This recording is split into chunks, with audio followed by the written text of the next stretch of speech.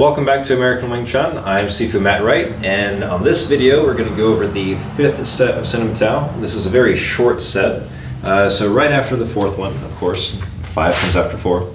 The left hand is going to open, palm facing to the side. The blade of the hand, if you think of your hand like a knife, this edge where this bone goes across, that edge of the blade should be facing forward, and it's going to do a side palm to the very edge of your body. And a constant theme in Wing Chun is consistency. The forms have movements where if you have your hand in the center when you punch and you punch straight out, when you do other movements that come to the same place and go out, they're exactly in these same very similar positions. In the third set, when we did that, this rolls up and comes back.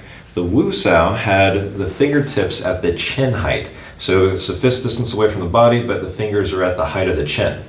When you do this palm going to the side, it should come out to that same height. It shouldn't be too high and it shouldn't be low here. You should open it and it goes right into that same position as the Wu Sao as it goes all the way across to the shoulder. So that opens and goes to the shoulder.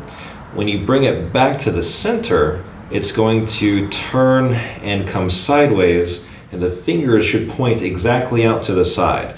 The heel of the palm is facing right down your center, and it's in exactly the same position as if you were going to do a punch, except the hand's open. From here, so you go 1, 2, you're going to palm straight out. The fingers are still pointing exactly out to the side, and this is a good opportunity to get a stretch in the forearm, like what I talked about in the other video about the Hyun Sao motion. You have this position where you're stretching the wrist backwards. Now you are getting to stretch it back the other direction.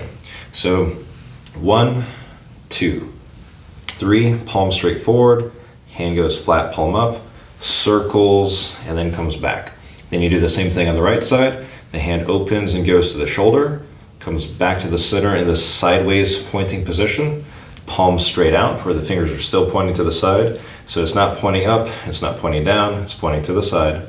Hand goes flat, palm up, circles, and comes back. And that's it, it's very short. I have seen another version of this where people will go to the side, and then when it comes back to the center, it's still facing up and down, and they will turn it to the side as it goes forward. So that's an alternate version of it, but I like to teach it where it comes back already sideways.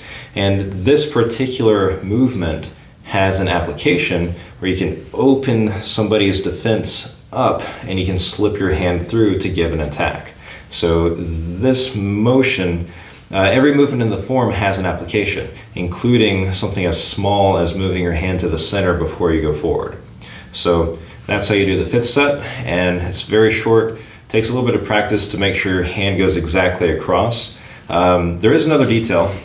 Some people have trouble when they go from, you can see from this angle, when it goes to the side, when you bring it back to the center, people tend to take the elbow and hinge from that place, and they gain distance from their body. It should go straight across, and then when it comes back, it should stay on this same plane as it palms forward down your center. So it doesn't hinge open, it pulls to the center and goes forward. And when you open it to the center, the hand should be already open where you can see the palm facing forward. So it shouldn't be pointing the fingers forward, you should open a little bit more. And it will take a little bit of flexibility to do that.